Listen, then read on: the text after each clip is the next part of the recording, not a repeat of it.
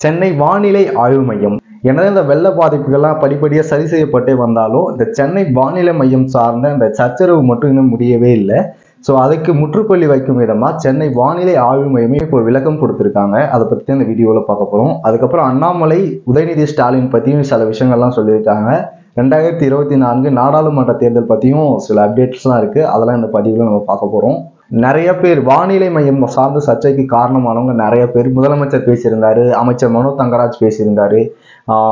இன்னுமே ஒரு படி மேலே போயிட்டு சென்னை வானிலை ஆய்வு மையமே தேவையில்லை, அதை இழுத்து மூடிடலாம் அப்படின்னு சொல்லிட்டு அன்புமணி ராமதாஸ் பேசியிருந்தாரு. இதுக்கெல்லாம் சேர்த்து தான் இந்த விளக்கத்தை கொடுத்துருக்காங்க. நம்ம இந்த விளக்கத்தை பார்த்துட்டு வந்துடலாம். பத்திரிகை செய்தி இந்திய வானிலை ஆய்வு மையம் வெளியிட்டிருக்காங்க. சமீபமாக சென்னை வானிலை மையம் நவீனமாக இல்லாமல் இருப்பதாக தவறான விமர்சனங்கள் ஊடகங்களில் வெளியாகி வருகிறது. இந்திய வானிலை துறையில் பயன்பாட்டில் இருக்கும் அதிவேக கணினிகள், இஸ்ரோவின் செயற்கைக்கோள்கள் வசதி, ரேடார் மற்றும் தானியங்கி வானிலை சேகரிப்பான்கள் உலக தரத்திற்கு ஒப்பானவை. சென்னை மண்டல வானிலை மையத்தில் இத்தகைய கருவிகளே பயன்பாட்டில் உள்ளது. குறிப்பாக சென்னை வானிலையை கண்காணிக்க 2 டாப்ளர் ரேடார்களும், தென் தமிழகத்தை கண்காணிக்க 3 டாப்ளர் ரேடார்களும் பயன்பாட்டில் உள்ளன. இதில் எக்ஸ் பேண்ட் வகை ரேடார்கள் இஸ்ரோ தொழில்நுட்பத்துடன் தயாரிக்கப்பட்டு நிறுவப்பட்டதாகும். இந்தியாவில் சிறந்த ரேடார் தொழில்நுட்ப வல்லுநர்கள் சென்னை வானிலை மையத்தில் பணியாற்றுகிறார்கள். உலக வானிலை அமைப்பு இந்திய வானிலை ஆய்வு துறையின் கட்டமைப்பு மற்றும் முன்னெச்சரிக்கைகளை உலக தரம் வாய்ந்தது என்று பாராட்டியுள்ளது. வர்தா, கஜா, நிவர், மாண்டூஸ் ஆகிய மிக்சாம் புயல்கள் குறித்து வானிலை மையத்தின் எச்சரிக்கை காரணமாக பெருமளவு உயிர் சேதம் தவிர்க்கப்பட்டது. இந்நிலையில் ஆக்கப்பூர்வமான விமர்சனங்களுக்கு பதிலாக சென்னை வானிலை மையத்தை இலக்காக வைத்து செய்யப்படும் விமர்சனங்கள் அர்ப்பணிப்புடன் இயங்கும் தமிழக வானிலை மைய பணியாளர்களை புண்படுத்தும் விதமாகவும் நமது இந்திய தொழில்நுட்பத்தை இழிவுபடுத்தும் விதமாகவும் உள்ளது. அத்தகைய தவறான விமர்சனங்களை தவிர்க்குமாறு அன்புடன் கேட்டுக்கொள்ளப்படுகிறார்கள். விளக்கம் பார்த்திருப்பீங்க. சென்னை வானிலை ஆய்வு மையத்திலிருந்து ஒரு சரியான விளக்கம் கொடுத்திருக்காங்க. அது மரியாதையோட இதை வெளியிட்டிருக்காங்க. இந்த விஷயத்துல உங்களுடைய கருத்து என்ன? சென்னை வானிலை ஆய்வு மையம் அதிநவீன கருவிகளை பயன்படுத்தி தான் நல்லதான் கணிச்சு சொல்றாங்க அப்படின்னு சொல்றீங்களா, இல்ல சென்னை ஆய்வு மையம் அந்த அளவுக்கு துல்லியமா கணிச்சு சொல்றது இல்லைன்னு நினைக்கிறீங்களா அப்படின்றது உங்களுடைய கருத்துக்களை கமெண்ட் செக்ஷன் சொல்லுங்க.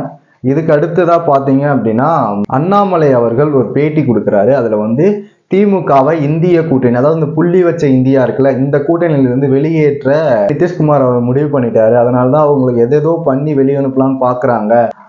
இருந்தாலுமே திமுக எவ்வளவு அவமானப்படுத்தினாலும் நாங்க பஸ்ல ஏறி உட்காந்து சீட்டு பிடிச்சிட்டோம், என்ன ஆனாலும் பஸ் விட்டு இறங்க மாட்டோம் அப்படின்ற மாதிரி இருக்கிறாங்க அப்படின்னு சொல்லியிருக்காரு. நிதிஷ்குமார் ஐடியா பண்ணாரு, இப்படி திட்டினாச்சும் வெளியே அனுப்பிடலாம். இவங்களை நம்பி நம்ம 2024 பார்லிமெண்ட் எலெக்ஷனுக்கு போனோம்னா மொத்தமா கவுந்துரும். இந்த வர 30-40 சீட்டு கூட இந்தி கூட்டணிக்கு வராதுன்னு எனக்கு தெரிந்தவரை it's a conspiracy by Nitish Kumar.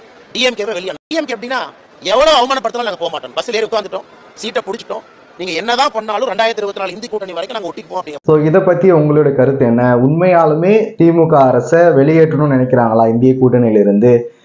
அப்படி வெளியேற்ற நினைக்கிறாங்க அப்படின்னா திமுக ஏன் இன்னும் அந்த கூட்டணியிலிருந்து வெளியேறாம இருக்காங்க? ஒருவேளை நாங்க தமிழ்த்து விடப்பட்டுருவோம் அப்படின்னு சொல்லிட்டு ஒரு பயமா என்னன்ற உங்களுடைய கருத்துக்களை கமெண்ட் செக்ஷன் சொல்லுங்க. இல்லப்பா அந்த கூட்டணியிலிருந்து யாரும் அவங்க வெளியேற்றலாம் இது பண்ணல, அண்ணாமலை ஏதோ போற போக்குல அடிச்சு விட்டு போறாரு அப்படின்னு சொல்றவங்களும் கமெண்ட் செக்ஷன் உங்களோட கருத்துக்களை சொல்லிடுங்க. அதே பிரஸ் மீட்ல அண்ணாமலை இன்னொரு விஷயத்தையுமே சொல்றாரு. அப்பன் வீட்டு சொத்து அப்படின்ற இந்த டேர்மை உதயநிதி ஸ்டாலின் மாற்றவே மாட்டாரு, இது சரி அப்படின்ற மாதிரியே பேசிட்டு இருக்காரு. இதனோட விளைவை இன்னும் 3 மாதத்துல சந்திப்பாரு. ஏற்கனவே 3 மாதத்துக்கு முன்னாடி இது போலதான் பேசியிருந்தாரு. சனாதன தர்மத்தை பத்தி பேசியிருந்தாரு. என்னோட பதவியே போனாலும் நான் சனாதன தர்மத்தை ஒழிச்சிடுவேன் அப்படின்னு சொல்லிட்டு பேசியிருந்தாரு. ஸோ அதோட விளைவு இப்போ நடந்து முடிந்த சட்டமன்ற தேர்தல், 4 மாநிலங்களுக்கான சட்டமன்ற தேர்தலில் எதிரொலிச்சிருக்கு. அதனாலதான் இப்போ இந்திய கூட்டணியில இருந்து திமுகவே வெளியேற்றணும் அப்படின்னு நிதிஷ்குமார் நினைக்கிறாரு அப்படின்னு சொல்லிட்டு அண்ணாமலை சொல்லியிருந்தாரு. ஸோ இதை பத்தி நீங்க என்ன நினைக்கிறீங்க அப்படின்றது கமெண்ட் செக்ஷன்ல சொல்லிடுங்க. வீட்டு சொத்து நான் சொன்னது கரெக்ட் தான், அதை நான் மாத்த போறது இல்லை. இது பேட்டர்ன் இருக்கு. அடுத்த 3 மாசம் கழிச்சு அதோட விளைவை பார்ப்பீங்க. இதுக்கு முன்னாடி சனாதன தர்மத்தை பத்தி ஒரு 3 மாசத்துக்கு முன்னாடி உதயநிதி ஸ்டாலின் அவர்கள் பேசியிருந்தாரு.